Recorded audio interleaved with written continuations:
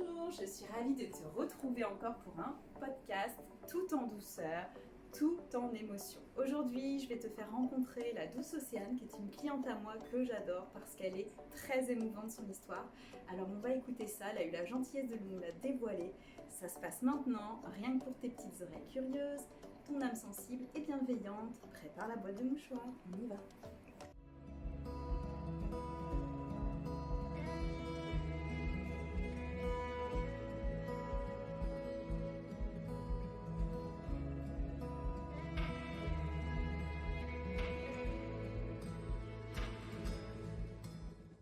Bonjour Océane. Bonjour. Merci d'avoir accepté mon invitation. Je sais que c'est pas facile. je sais que c'est généreux de ta part aussi. Je suis contente. Ça me touche. Si t'es contente, c'est déjà bien. Est-ce que tu peux te présenter à nos amis qui nous écoutent ? Alors, bonjour, je m'appelle Océane, j'ai 21 ans. Je suis née à Grandville. Et je suis une petite habituée de chez Emily Mou. Ça c'est le cas de le dire. Et puis voilà, quoi, je sais pas trop quoi dire d'autre sur moi-même. Que tu es une très belle personne, merci. Ça je te confirme. C'est oui. Pour ça que je t'ai demandé de venir. J'essaie d'être bienveillante et de sourire à la vie. Oui, et tu l'es, hein, concrètement, c'est ce que tu véhicules. En fait, Océane est une habituée qui vient avec son acolyte qui est caché derrière, mais que vous ne verrez pas. Et en fait, moi je suis en admiration devant cette belle personne que tu es parce que tu es tout le temps rayonnante, en tout cas tu essayes de l'être et tout le temps dans l'observation, tu t'émerveilles de plein de choses. En tout cas, quand tu viens à la boutique, c'est waouh, ça c'est trop beau, ça c'est. Et un jour, je t'ai demandé pourquoi, parce que à l'âge que tu as, c'est rare de voir aussi des jeunes qui arrivent à s'émerveiller, des fois des petites choses subtiles et toutes simples de la vie. Donc, je trouve ça hyper impressionnant. Et j'ai voulu savoir pourquoi un jour, et en fait tu m'as raconté ton histoire. Oui, je t'ai raconté, je peux la raconter. Oui, parce que en fait c'est tellement touchant et émouvant que ça donne du courage, je pense, à beaucoup de gens qui en ont besoin. Et... En fait, à l'âge de mes 9 ans, je suis tombée malade. J'ai une maladie au cœur qui m'a beaucoup affectée. En fait, je faisais des crises de tachycardie conjonctionnelle. Donc en gros, c'est le cœur qui s'emballe très très vite, jusqu'à 250 pulsations par minute.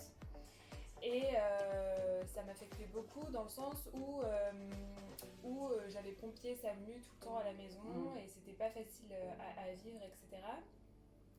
Donc j'ai vécu 9 ans avec cette maladie-là. Au fil des années, ça s'empirait, etc. Donc ça a commencé à l'école, dans la cour de récré, en sport. On faisait de l'athlétisme. T'étais en quelle classe, tu te rappelles ? CM2. J'étais en CM2 parce que j'ai redoublé mon CP. Et en fait, je m'en suis pas rendu compte tout de suite parce que je comprenais pas ce qui m'arrivait en fait. Et donc la crise s'était arrêtée, je suis rentrée chez moi et ça a recommencé. Et je comprenais pas ce qui m'arrivait parce qu'à 9 ans, on se dit pas, on se pose pas la question en fait de, pour nous c'est pas normal en fait ce qui nous arrive. Bah oui, puis tu peux pas déceler ça si jeune. On peut pas, on pleure juste en fait et on se dit en fait on veut que ça s'arrête. Oui, parce que je peux comprendre. Ce qui est une émotion très saine qu'on refoule après en grandissant, on n'ose plus pleurer quand ça va pas. Ça a beaucoup affecté mes parents forcément aussi parce qu'ils connaissaient pas du tout la maladie et ils savaient pas d'où ça venait et pourquoi leur fille, surtout ça. L'acceptation. Ouais, l'acceptation de ça, ils comprenaient pas quoi. Donc de là, c'est horrible pour moi je suis maman et j'imagine même pas le stress et le... Ouais, c'était vraiment pas facile. Du gâteau. En plus ce soir-là, je m'en souviendrai parce qu'on avait du monde à la maison, on a fait un dîner en fait et il y avait ma tante et tout ça et elle a dû repartir elle est restée du coup mais ça c'est un peu le moment qu'on passait, c'est un peu, ça c'est vire au drame en fait. Donc de là, SAMU pompier qui arrive, je me fais brancher partout. Encore une fois, je comprends pas ce qui se passe. Beaucoup de gens autour de moi et tout. C'est toujours perturbant de savoir, de voir autant de personnes autour de nous à cet âge-là. De là, tout va très vite. En fait, on m'emmène à l'hôpital. Je reste une semaine à l'hôpital parce qu'ils ne trouvaient pas ce que j'avais. Donc encore plus stressant. Ma mère, elle était dans tous ses états, tout ça.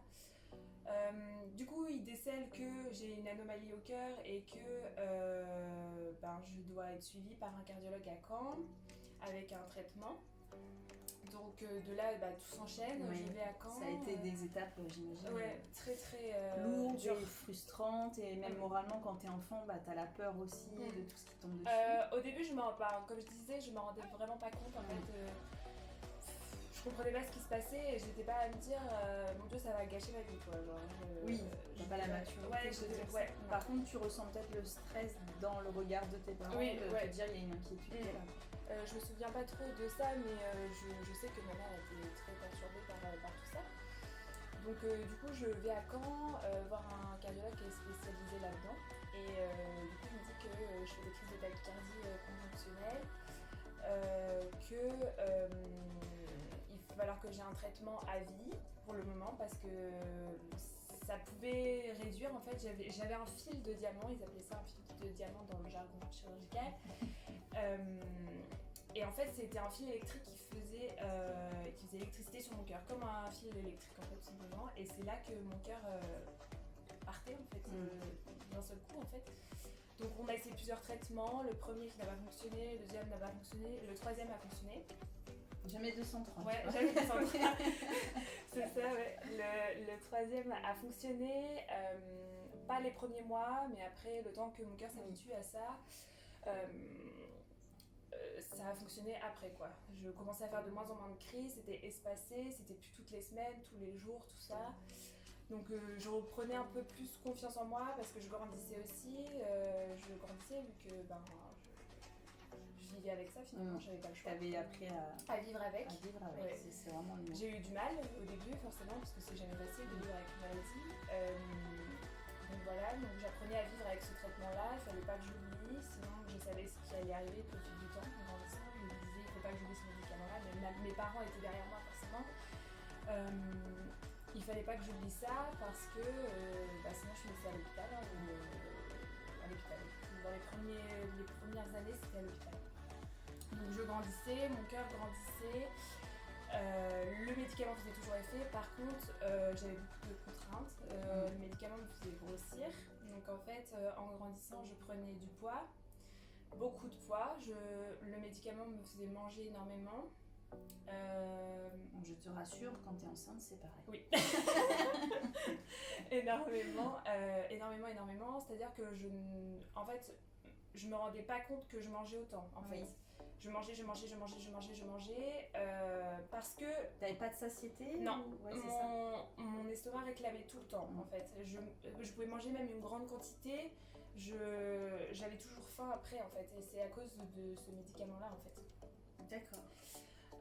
Donc plus je grandissais, moins j'acceptais mon corps. Oui, ça a engendré d'autres choses qui étaient pas faciles. Je supportais de moins en moins mon corps.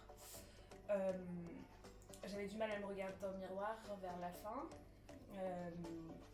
Ma mère me rassurait un peu, mais en même temps elle était paniquée parce que elle se disait comment ma fille, elle se sentait un peu coupable aussi parce que elle se disait pourquoi ma fille, pourquoi ça nous arrive à nous, mais en même temps il y en a d'autres peut-être qui l'ont, mais en même temps j'en entends pas parler, alors pourquoi elle? C'est ça où c'est dommage aussi, c'est qu'il n'y a pas assez de... Alors peut-être plus maintenant avec les réseaux, tu vois, mais il n'y a pas assez de communauté où les gens peuvent parler d'une chose qu'ils vivent similaire et se soutenir, et c'est aussi pour ça qu'on en parle et que je t'ai demandé d'en parler, parce que il y a peut-être des mamans, des parents, des enfants qui souffrent.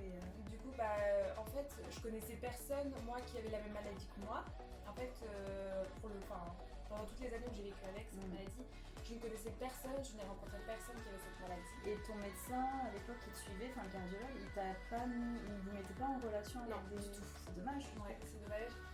Parce que moi je pense que j'aurais eu besoin de, même si j'en parlais à mes amis de l'époque. Oui, mais quelqu'un qui vit la même chose. Oui, pour voilà, comprendre. c'est ça, j'allais venir. En fait, j'aurais bien aimé, j'aurais bien voulu rencontrer quelqu'un qui vit la même chose que moi.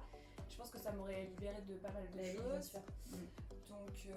Donc voilà, donc je grandissais avec ça, mon médicament, mon surpoids, parce que je grossissais de plus en plus, pardon. Pour moi, même si tout le monde dans mon entourage me disait non, Céline, t'es belle, courage, tu vas y arriver, tu vas t'en sortir. Moi, je sombrais de plus en plus dans la dépression parce que je me disais, je vais vivre avec ça toute ma vie. SAMU, pompier tout le temps. Et en fait, plus je grandissais, plus la maladie s'aggravait. En fait, sans que je m'en rende vraiment compte, parce que pour moi, c'était toujours pareil. Je faisais toujours les mêmes crises aussi importantes. Oui, puis le mental fait aussi que, voilà, ça peut... Et donc toujours pompier SAMU, donc quand j'étais en études, donc quand même j'étais en études pendant 3 ans, j'étais en internat, j'avais toujours cette maladie, donc il fallait pas du tout que je sois seule, je ne pouvais plus vivre seule à la fin, vers les 3 dernières années avant mon opération. Il fallait pas que je sois seule, je ne pouvais pas vivre seule, c'était pas possible parce que si je me retrouvais toute seule, mon cœur pouvait s'arrêter en fait à la fin. Il fallait toujours faire une surveillance. Oui, toujours, tout le temps. Et c'est pour ça que j'en parlais à tout le monde quasiment. Tout le lycée était au courant de ma maladie parce qu'il fallait savoir réagir. Parce que mon cœur était tellement fatigué de battre aussi fort qu'il pouvait s'arrêter. En fait, ça pouvait se terminer à tout moment vers la fin. Du coup, il fallait vraiment jamais que je sois seule et que chacun puisse réagir, sache réagir. Ouais, voilà. Donc voilà, donc toutes ces années-là, j'ai beaucoup souffert forcément parce que... c'est super dur comme étape de vie aussi. De vivre avec une maladie, c'est anxiogène, quoi. C'est très dur, c'est dur. Après, il y a certains moments, je me disais bon, il y a quand même des gens il y a pire dans la vie, mais... Oui, ça n'efface pas ta douleur, ça n'efface pas tout ça. Et même si j'entendais les gens autour de moi dire tu es courageuse, tu vas y arriver, tu vas t'en sortir, il y a sûrement une solution à tout ça. Et il y a des moments où je me disais mais non, en fait, je vais juste finir par mourir, en fait, c'est tout. C'est vraiment ça que je me disais. À un moment donné, mon cœur va s'arrêter. Les médecins disaient quand j'allais à l'hôpital, ton cœur est fatigué, Océane, en fait. Il est fatigué, ton cœur, et si ça va s'empirer de pire, ça va de pire en pire, quoi, en fait. Donc en fait, c'est dur quand t'es enfant d'entendre ce genre de choses parce que t'es censée être dans l'insouciance. Ouais, on me l'a pas dit quand j'étais jeune. Je pense, j'étais quand même jeune, j'étais quand même un bébé encore, on va dire. Oui, j'avais toute jeune encore. J'avais peut-être 15 ans quand on m'a dit ça. Ouais, en pleine adolescence en plus, quand t'as tout ce tourbillon d'hormones qui fait voilà. que déjà ça et j'avais ça en plus.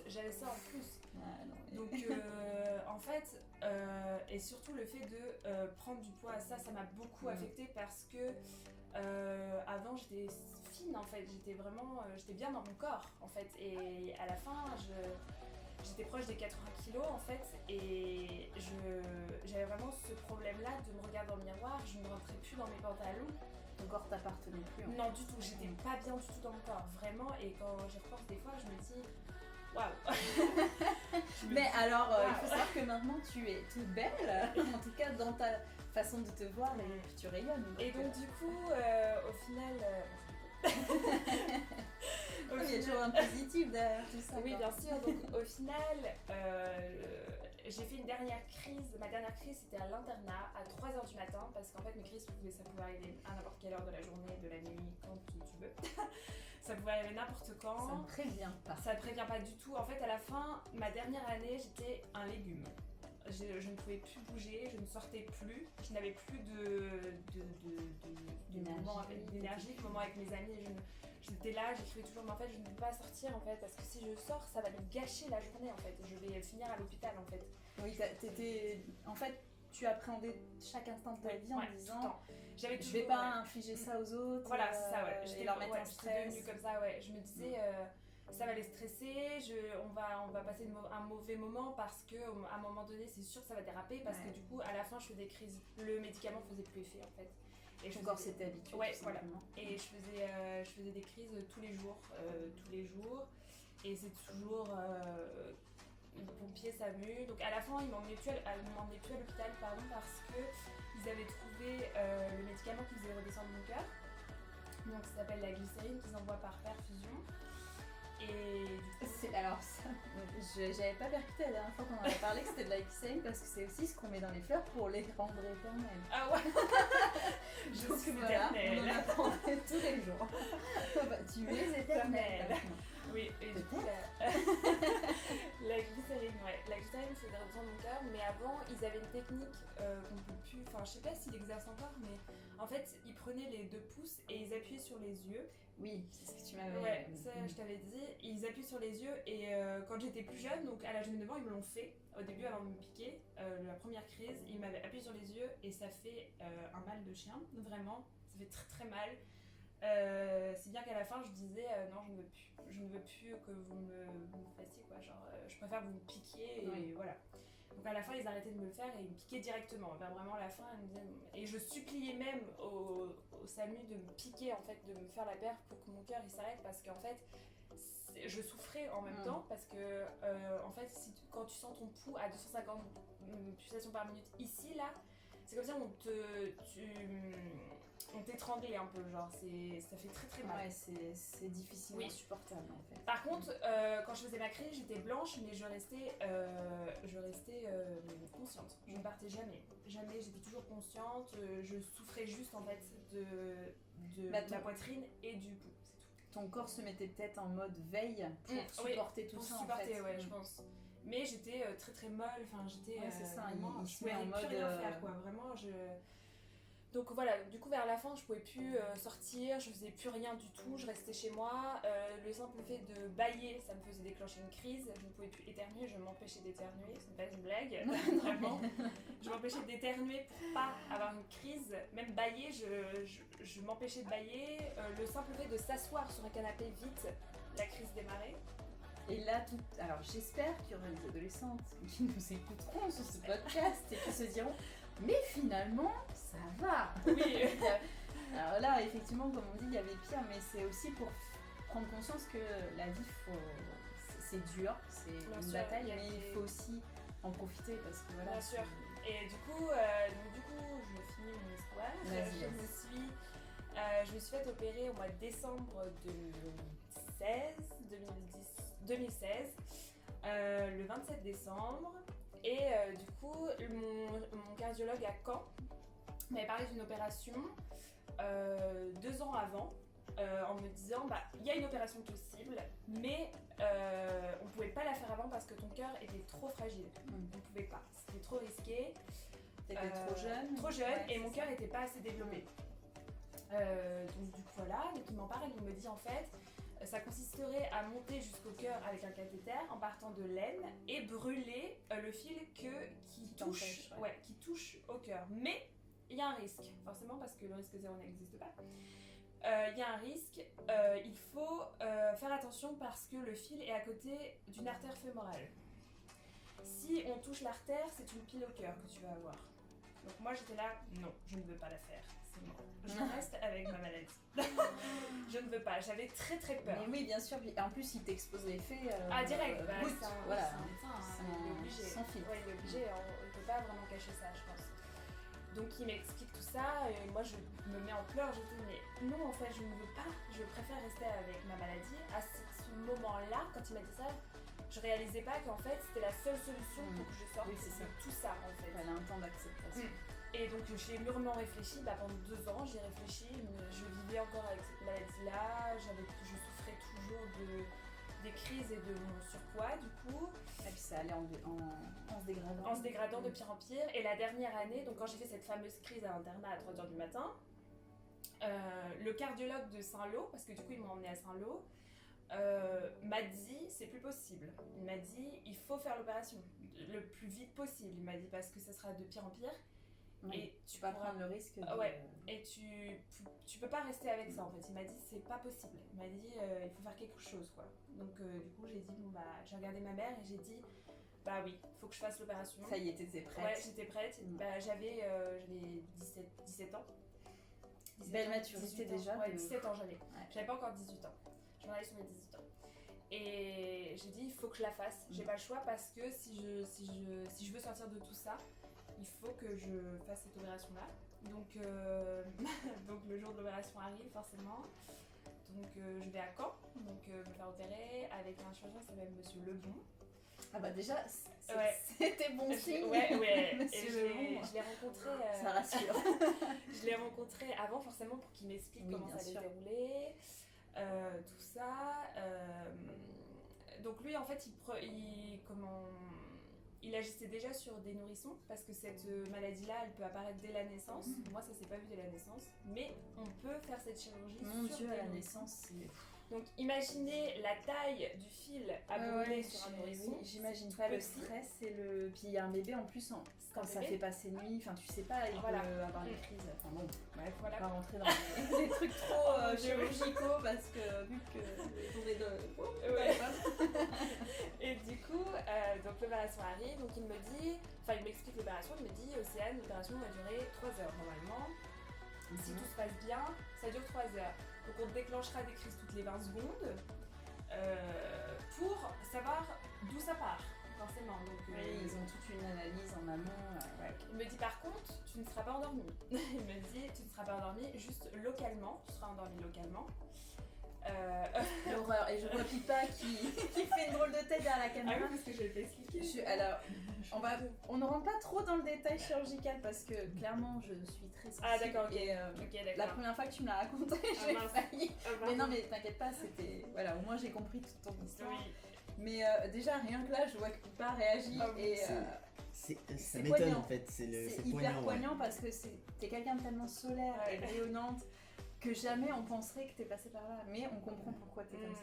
Et du coup, donc 3 heures et que je serais pas endormie juste au début quand je serais un peu sonnée quand Ouais. il me mettrait le cathéter parce que ça fait mal de mettre un cathéter. Donc déjà j'arrive au bloc, je pleure forcément parce que je me dis mon Dieu je ne vais jamais ressortir de ça, mon Dieu je vais clapser sur le truc de le bloc, enfin au bloc quoi. Donc les infirmières super Attention. gentilles, mais ça va aller, t'inquiète pas et tout. Dans l'accompagnement. Ouais, total et vraiment tout, ouais. super gentilles. Les infirmières de Caen, vraiment très sympas. Et au final, ton opération, donc elle devait durer 3 heures. 3 heures, elle a duré 5 heures Ouais. parce que le fil faisait tout le tour du cœur en fait finalement. Et Ah j'ai assisté à toute mon opération en fait finalement parce que je me suis réveillée en plein milieu. Oui, alors là, big stand-up pour c'est parce que Ouais. c'est juste inconcevable pour moi. Moi, je me suis réveillée en plein milieu de l'opération et mon chirurgien m'a dit coucou ça va, je m'en souviendrai Oh toujours. mon dieu. Ça c'est quelque chose qui me marquera à vie parce qu'il m'a dit coucou ça va, je dis oui je suis où. Il m'a dit bah on t'opère et tout, donc il déclenchait des crises etc. Et à la fin des 5 heures ils m'ont dit il déclenche la dernière crise et là il n'y a rien qui se passe. Donc là tout le monde était comme ça, genre aux aguets. Le temps se suspend. Ouais, vraiment, il n'y avait plus un bruit. Et je dis, mais. Donc moi je pleurais parce que Bah je me oui. suis dit, ça y est, ils ont réussi. Et là il me dit, c'est bon, on a Ah réussi. là là, mon dieu, le soulagement. On a réussi, donc je pleurais. Je me suis dit, waouh, ça y est, c'est fini. J'étais là, j'étais super contente, mais en même temps, je me suis dit, waouh, c'est une nouvelle vie qui va commencer en fait. Alors, je me Une suis- renaissance. Vraiment, je suis née le 27 décembre. Waouh, c'est trop beau, mais c'est tellement ça en fait. Oui, C'était je ta sais. nouvelle vie là qui est Le 27 arrivée. décembre. Et du coup, voilà. Ah non, hein. j'ai pas acheté la boîte à mouchoirs encore. alors. Mais non mais c'est tellement émouvant et, Waouh, et du généreux coup, de nous en parler aussi quoi. Ouais, Enfin, du coup je suis née le 27 décembre.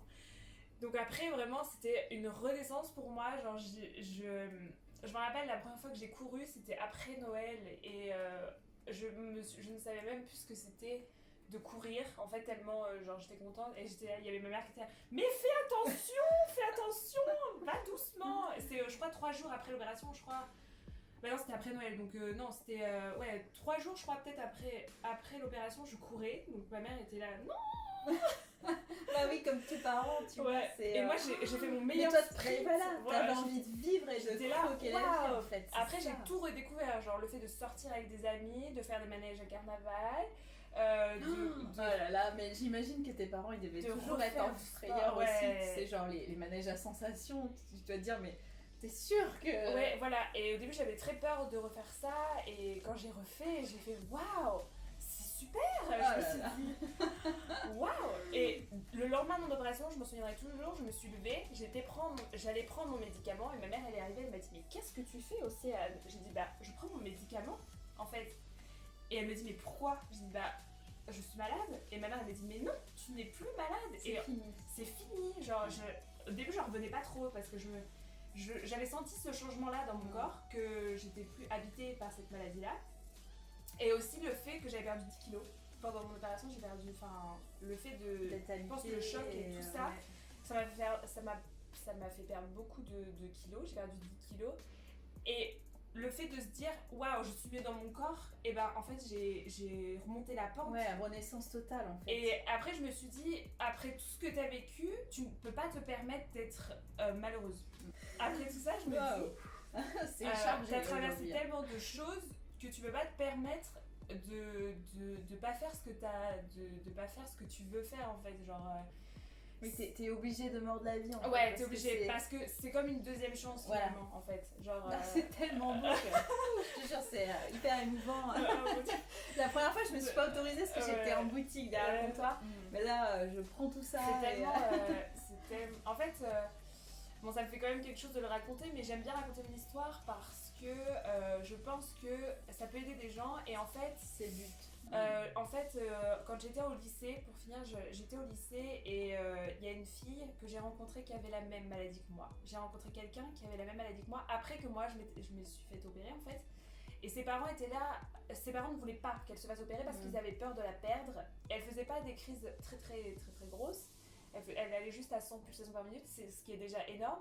Mais j'ai dit à tes parents, je dis fais l'opération parce que ça va vraiment te changer la vie. On a parlé pendant super longtemps, elle était super jeune, elle était en seconde, elle devait avoir 16 ans. Mais la chance qu'elle a eue de te rencontrer. J'espère qu'au jour d'aujourd'hui elle s'est faite opérer et que ça s'est arrangé. Mais ses parents étaient vraiment contre ça et tout. Et je lui ai dit vraiment, pour l'avoir fait, je t'assure que ta vie va changer quand tu vas faire ça. Genre vraiment...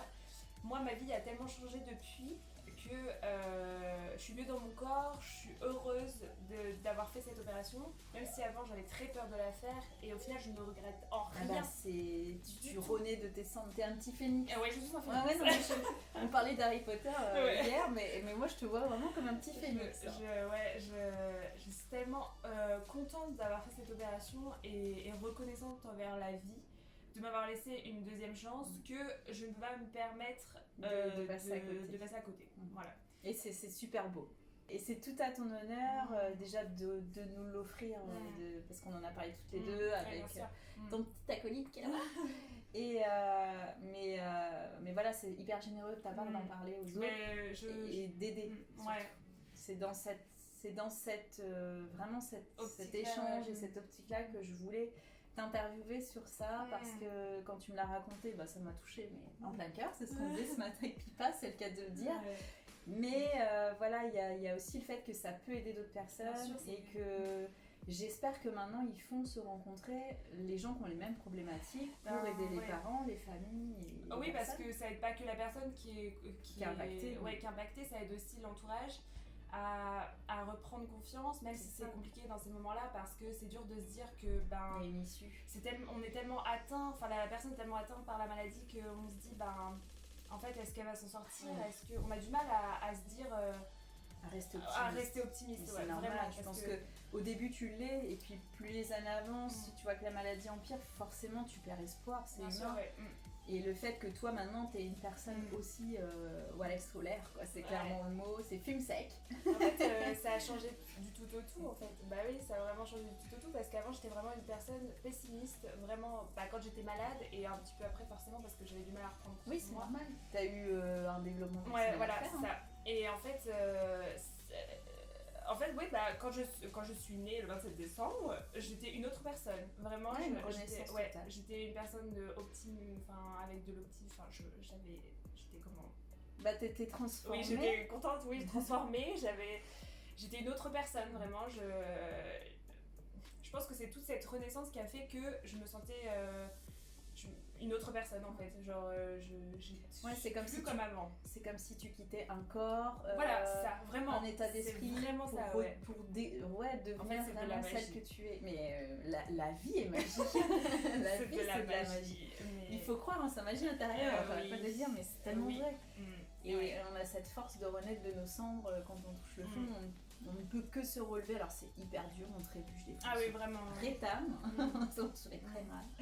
Mais de toute façon, voilà, on n'aura pas une deuxième chance aussi.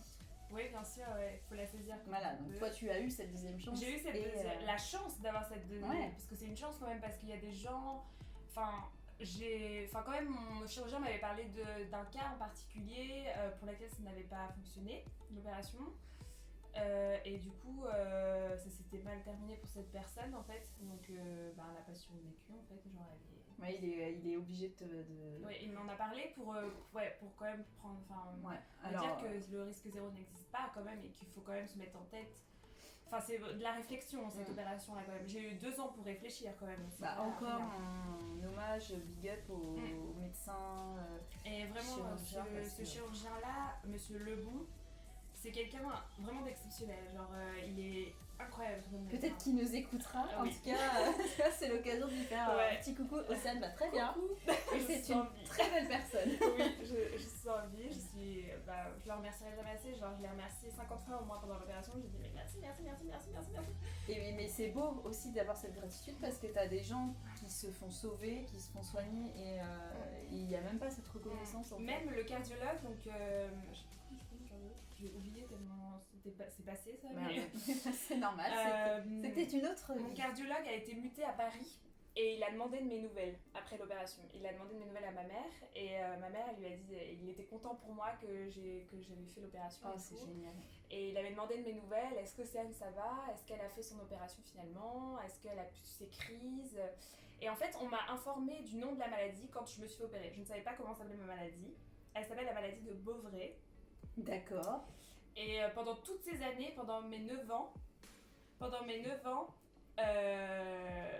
je ne savais pas comment s'appelait ma maladie. Je savais juste que je faisais des crises de tachycardie, mais jamais personne m'avait dit comment s'appelait la maladie. Ni mon cardiologue, c'est par le chirurgien que j'ai appris que ma maladie, elle s'appelait la maladie de Beauvray. Voilà. Voilà, je ne savais pas. Après m'être fait opérer, je l'ai appris après m'être fait opérer à peu près. Ouais. Est-ce que tu as été, on va bientôt terminer ce petit podcast qui est très émouvant et très généreux. Mais est-ce que tu t'es fait accompagner psychologiquement après tout ça ou tu as vraiment fait le taf toute seule? Oui, j'ai travaillé sur moi-même toute seule. C'était dur parce que franchement c'était dur, mais en même temps ça semblait si facile en fait parce que j'avais l'impression d'être une autre personne, donc pour moi c'est comme si je recommençais tout depuis le début, donc ça a été, il y a eu des moments difficiles comme tout forcément, mais j'ai tellement redécouvert tout. Fallait réapprendre. Voilà, fallait tout réapprendre, comment on fait ça, est-ce que je peux faire ça tu testais ton corps aussi. Voilà, il fallait réhabituer à mon cœur surtout à subir des chocs assez violents, on va dire. Genre le fait de courir déjà, ça fait travailler le cœur. Et au début, le chirurgien m'avait dit, mais fais attention quand même, ton cœur, il est nouveau en fait, c'est un nouveau cœur. Donc ne te mets pas au marathon direct. Il est pas Océane. Il n'est pas habitué à te faire courir. En fait, ton cœur, c'est un nouveau cœur. C'est comme il vient de naître. C'est un cœur de bébé. En fait, il ne connaît rien en fait au corps humain en fait. Donc, fallait que tout doucement, il fallait que j'apprenne à recourir, etc. Donc voilà. Après, on m'a dit que la maladie pouvait revenir. Je ne pense pas à ça parce qu'il y a très très peu de chance. Oui, et plus tu es optimiste. Voilà, et j'ai oublié. Au début, j'y pensais forcément parce que je me suis dit, waouh, si ça revient, qu'est-ce que je fais? What the fuck? Qu'est-ce que je fais? Mais après, au fil des années, j'ai oublié cette idée-là. J'y pense forcément parce qu'on ne peut pas. Après avoir vécu ça, on peut pas. Il y a toujours une appréhension. Oui, voilà, c'est le petit bémol. Ouais, voilà, ça mais reste. Le fait que tu sois hyper positive. Et j'oublie. Voilà. Au fil des années, j'ai oublié. Avant, j'avais que ça dans mon cerveau. Je me disais, waouh, si ça revient, waouh. qu'est-ce que je fais? Au secours. Ouais. No way. Ouais. Et au fil des années, j'ai complètement oublié de penser à ça. Ouais. En fait, j'avais Et plus tant le mieux. temps de penser à ça parce qu'il y avait tellement de choses à voir et à refaire que au final, eh ben, je pensais plus à ça. Mais j'aime bien le dire quand même parce que, en fait, ça me rassure de me dire que si ça revient, je serai pas étonnée à côté. Parce qu'on m'a prévenu. Voilà. Et puis ça te permet aussi de te motiver au quotidien, de te dire allez, profite, voilà, ça pourrait être pire, tu sais ça pas pourrait être pire. Voilà. Et c'est toujours, c'est la phrase que je me dis toujours maintenant, c'est il y a pire dans la vie en fait. Ouais. Après ce qu'on a vécu là, même ceux qui sont atteints d'un cancer ou n'importe quoi comme maladie, je pense que ceux qui s'en sortent, ils se disent on n'a pas le temps de penser à se morfondre et tout ça. C'est ça, il faut croquer. Même si il y a des moments durs dans la vie, mais bien sûr, encore. Et ça fait partie de la vie aussi, de lâcher ses émotions, de bien faire sûr, des choses. Oui. Après, la vie n'est pas toute rose. Hein. Là, la vie n'est pas rose. C'est normal. La vie n'est pas rose. Il faut évacuer. Mais ça a eu un impact hyper important dans ma vie et heureusement que ça s'est produit, quoi. Parce que si j'aurais encore eu ma maladie là, en vrai, déjà, je ne sais même pas si je serais là. Oui, en vrai. Nous ne serions pas en train d'en parler. Ça se trouve. C'est certain, même. Et même, je pense que en vrai, la vie, elle n'aurait pas été possible. Je pense pas, parce que je souffrais tellement que je sais pas. Là, à l'heure actuelle, je me dis, je sais pas si j'aurais pu vivre encore des années avec cette maladie-là.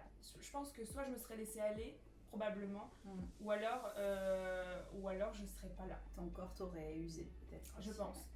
Mais après, pour ceux, donc du coup je parle à ceux qui ont cette maladie, s'il y en a qui l'ont, j'espère que vous êtes suivis, etc., par un cardiologue ou que vous pouvez vous faire suivre parce que c'est méga important et il faut pas laisser ça de côté. En fait, c'est une maladie qui est grave, même si y a plus grave, mais c'est une maladie qui est grave quand même. Et si vous avez la possibilité de faire cette opération-là, il faut, même si on a peur, ça fait peur vraiment. C'est une opération, ça reste une opération, ça fait peur. Et il faut vous sentir prêt aussi à le faire parce que c'est pas une décision qu'on prend comme on ça. peut pas se laisser influencer, mais toi tu conseilles clairement d'y aller. Bien sûr, parce que ça change une vie. Voilà. Ça change une vie. Big ovation pour toi. Alors là, c'est le mot de la fin. Ouais, ça change une vie. Et c'est marrant parce que dans l'intro de mes podcasts, je dis pour aider les personnes à passer de chenille à papillon. Et clairement, je trouve que tu en es le parfait exemple. Donc voilà, là, je vais reprendre cette petite phrase et te la dédier complètement. Merci beaucoup. Merci à toi pour ce beau moment. Merci pour ta générosité de nous avoir parlé de tout ça. C'est avec plaisir. Parce que c'est intime et que je sais que tu donnes de ta personne pour aider d'autres personnes. C'est vrai qu'au début j'avais du mal à en parler forcément parce que c'était un sujet qui était un peu tabou au début, c'est vrai. Mais au final j'ai appris à savoir en parler et à pouvoir en parler et en fait je me rends compte que si ça peut aider, ça me rend heureuse que ça puisse aider des gens.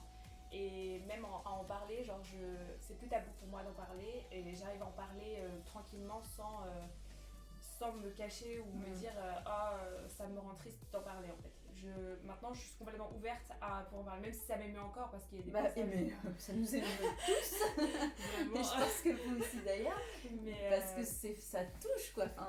C'est tellement beau et courageux de ta part. Et donc merci beaucoup à toi. Ça me touche tellement que tu aies accepté parce que je sais que c'est une partie de toi que tu dévoiles et c'est pas évident. On le fait en toute intimité ici, mais après on dévoile aussi ce que vous avez envie de dévoiler, pas le reste. Bien sûr. En tout cas, merci beaucoup à toi. Je suis très touchée, très émue. Vous avez pu le voir, je crois qu'on a tous été très très émus et touchés par l'histoire d'Océane qui est quelqu'un qu'il faut prendre vraiment comme une personne courageuse et qui peut nous influencer à nous relever, nous renaître de nos cendres. Donc voilà, sachez que quand on touche le fond, quand tout va mal, il y a toujours une lueur d'espoir dans le ciel. Il y a toujours un espoir. Et qu'il y a des femmes, des jeunes femmes, très inspirantes et Mm. influentes pour notre bien-être au quotidien. Merci d'avoir regardé cette vidéo sur la chaîne Pipa Grandville. Merci pour ce podcast. Merci à toi. Ouais. Plein de cœur, plein d'amour. Là, je crois qu'on est dans la bienveillance totale. On vous fait de gros bisous et je